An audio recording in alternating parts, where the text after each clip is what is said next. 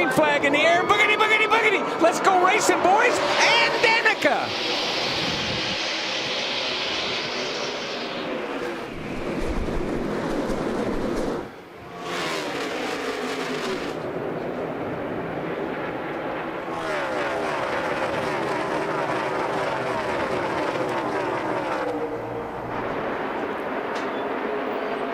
Kyle Busch started on the outside, dropped to the inside in front of teammate Carl Edwards, and it's the Gibbs Toyotas 1-2-3. Well, now 1-2-4 as Kurt Busch makes the pass for third. And I almost wonder if that was orchestrated, that start, because it looked like Kyle Busch got a good jump. He just dropped down in front of Carl Edwards, and it looked like they had that all planned out.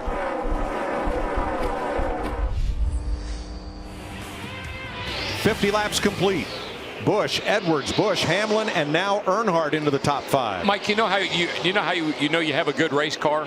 It's like Austin Dillon. You start up front and you stay up front. You don't get a good qualifying lap in and fall back through the field. Start up there, stay up there. That means you got a really good car.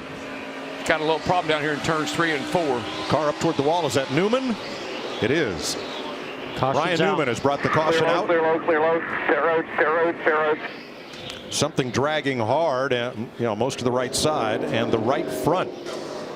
This is what always concerns me about this long of a green flag run. You build so much brake heat when we run over 50 laps, especially with a car that's maybe not driving well and the driver's using a lot more brake. You cook the beat of the tire. I would not be a bit surprised if that's not what happened to Ryan Newman in this 31.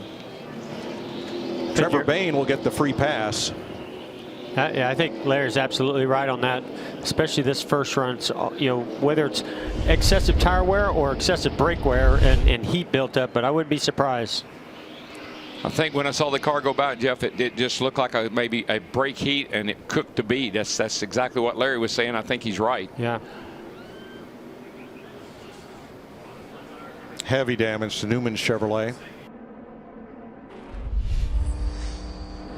Coming to the restart zone, lengthened twice as long as it was here when we were here last year. Kyle Busch on the outside gets a jump. He's going to need it. He's going to need it with those 2 tires. He better get a big jump.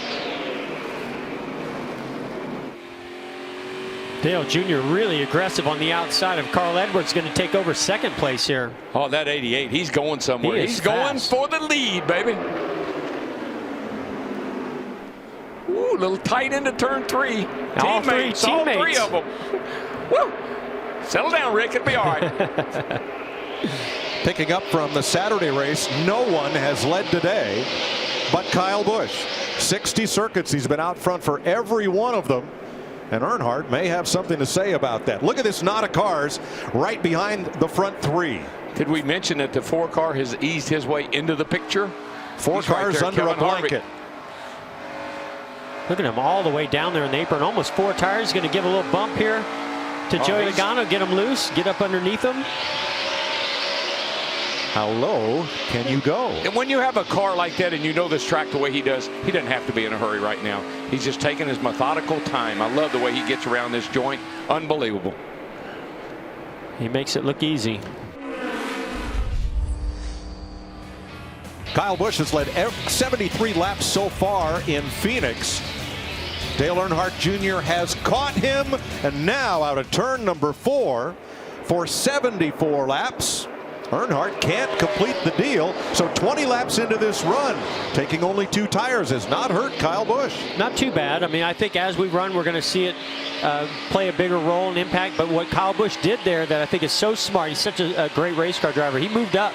He just moved up, gave Dale Jr. the inside. He's going to search around on that outside, see if he can't create something out there, as well as make Dale Earnhardt Jr. use his tires up a little bit more. But I think Dale Jr.'s got the spot now. You're just not going to hold those 4 tires back. 2 is a great call for 20 laps, but after that, man, I'm not so sure. For the first time today, we have a new leader.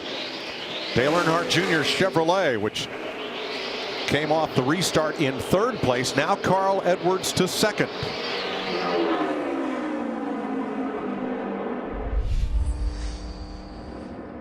52 laps into the first run of the day. Ryan Newman hit the turn 3 wall hard, bringing out the caution.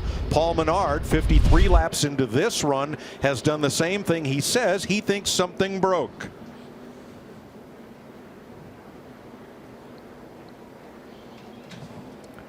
Yeah, it happened pretty early getting down in there, but that is in the braking zone. Hopefully, I mean, it looks so similar to what we saw with Ryan Newman in the 31. I'm almost certain it's another right front bead. Now those are teammates. Both cars out of Richard Childress Racing. There's Richard. Jamie? And Paul Menard just said something broke. I don't think it was a tire. We think we may have taken out a brake line. You see him wave to the crowd there, so they'll take that car back. He cannot drive it at this point, and they'll figure out exactly what it was.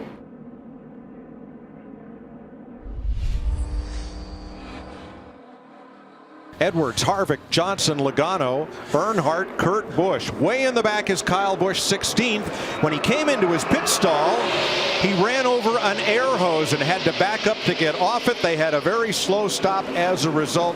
He'll have to come from 16th.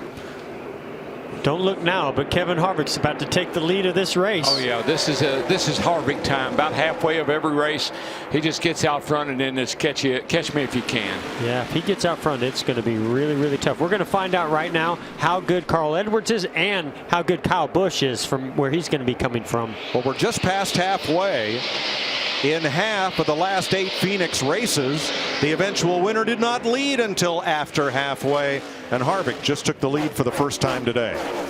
That's just classic Harvick, Mike. He just, you know, they work on their car, they get their car good, and then when it really gets time to go, they go.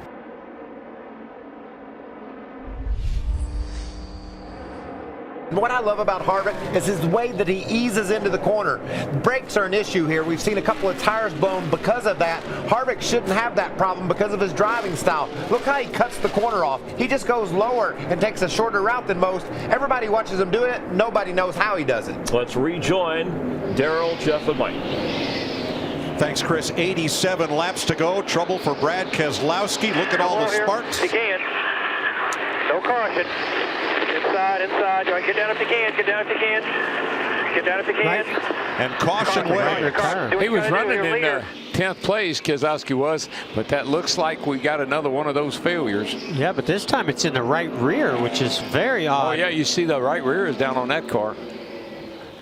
So the caution will be for debris from Brad Keselowski with 86 laps to go. See what happened here, Jeff. Look at it just shred right there going into the travel.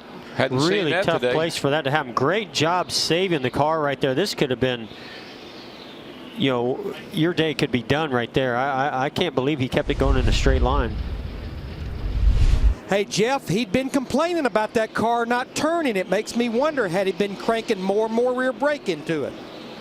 And we had gone just about 60 laps, 61 laps under green, when a tire problem, again this time for Brad Keselowski, puts us under caution. I'll tell you another thing he's lucky with that right rear. It didn't tear that quarter panel off that car. It's got quite a bit of damage, but it's not ripping it off the car anyway. Last time we were under a restart, Carl Edwards chose to do the inside lane and Kevin Harvick got by him on the outside. Now Carl said, no, I'm going to take the outside lane. I don't think Carl's car is as good on restarts as the 18 and the 4, but we're going to find out right here. I like my 4 car on the bottom. Into the restart zone. Edwards accelerates. Harvick is right with him as they cross the start-finish line. There he goes. Yeah, that bottom is 4 is so good on the bottom. I think I would have Get your mark. Have your track bar. taken the inside and forced the 4 up, but it's too late now. Front 5, single file. Denny Hamlin outside Chase Elliott for 6th. Little 24 car. He has done an amazing good job today. That the kid has been steady as a rock all day long. Hamlin wins that battle. Now it's Kurt Busch side by side with Austin Dillon.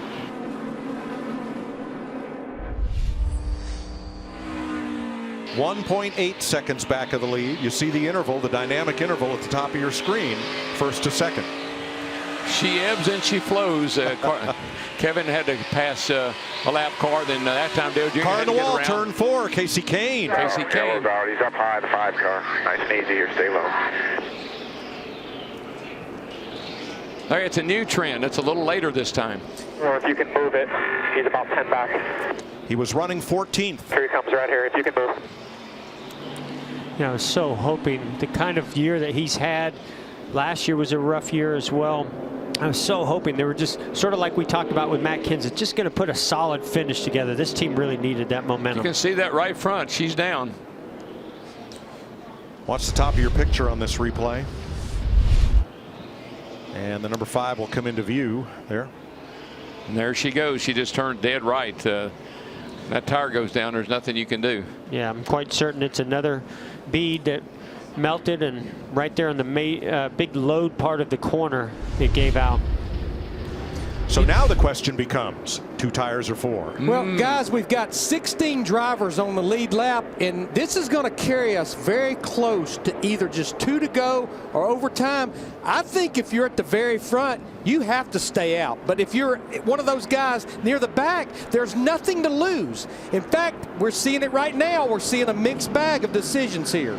3rd place on back came, so that's the last thing you want to see when you're the 4 of the 88. Vince? The 19 of Carl Edwards, he said he just doesn't have any feel left in his tires. Right side only for the 19.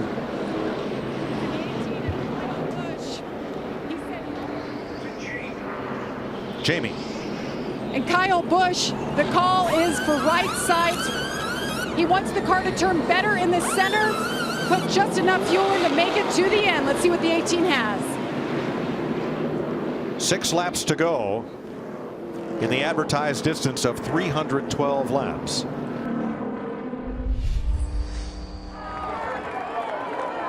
Green flag.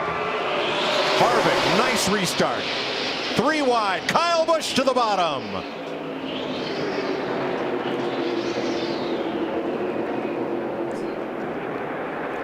And they're going to make it off turn 2. Harvick the leader. The race will be official at the caution or the checker. And this is where I've seen Kevin Harvick be so good. You see that launch that he got through 1 and 2. Carl Edwards is going to give him a run for his money. There's 2 tires. It's going to be hard for him to hold Carl Edwards off. Austin Dillon dropping way back. Won't be a factor. If Harvick can hold him off, I tell you, he's Superman. That's all I can say. Well, he held him off right there through 1 and 2, but can he do it 3 and 4? 3 wide, turn 2. Everybody gets through. Next flag ends the race. There's never been a last lap pass at Phoenix. Here comes Carl. He's under him. He's going to move him up the racetrack. He's got him up the hill. Here he comes. Wow, look at him slam. It's going to be. Whoa. Too close to call. I can't call that one. Did you see them hitting one another? I think Harvick got it by a fraction of an inch. I think 1/100th of a second. What a finish. I tell you, okay, Kevin Harvick, Superman. I'll give him that. And you got to give Carl Edwards a lot of credit for making that thing interesting. Boy, he went for it right there. What a finish.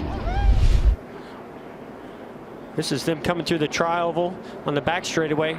Carl just dives it in there, and he just takes all 4 to the bottom.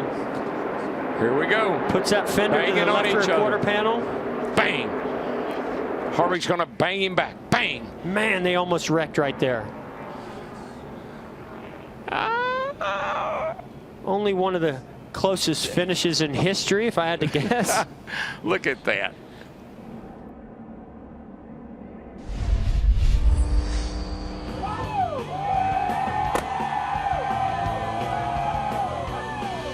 Kevin Harvick has won a lot of races at this place, but never this close. 1/100th of a second, Kevin. Closest finish in series history. How did you hold off Carl Edwards? Well, I knew he was better through 3 and 4. That was not the car that I wanted to see behind me. I knew I could beat him down there. And I tried to protect the bottom in 3 and 4, and I just missed the bottom with all the rubber buildup on the tires and everything. But all in all, I knew I was going to be on defense down there. I got up too high and wasn't able to stay on the bottom like I wanted to, and then he got into me like he should have. And once I got I knew I needed to get a good run off the corner, and I was going to have to get into his door, and it worked out just barely. But all in all, I just want to thank Jimmy John's, Busch, Chevrolet, Mobile One, Dytek, Hunt Brothers, Bad Boy Buggies, Morton Buildings, Outback, everybody at Stewart Haas for everything that they do. And I want to say hi to Nook, who had his snowmobile accident this week. We miss you, buddy.